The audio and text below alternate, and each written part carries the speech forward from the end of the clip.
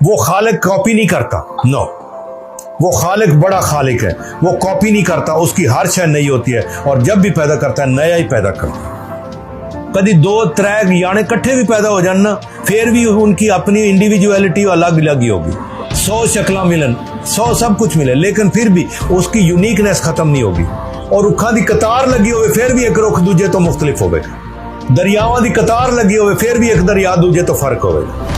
कुदरत वाले ने आवाज भी यूनिक दे दिया है, हर एक डिफरेंट होगी। ये अंगूठे की लकीरें फर्क होंगी, इसीलिए तो हम भरोसा रखते हैं अंगूठे पर। उसको पता है दुनिया में किसी की हाथ की लकीरें इससे नहीं मिलती।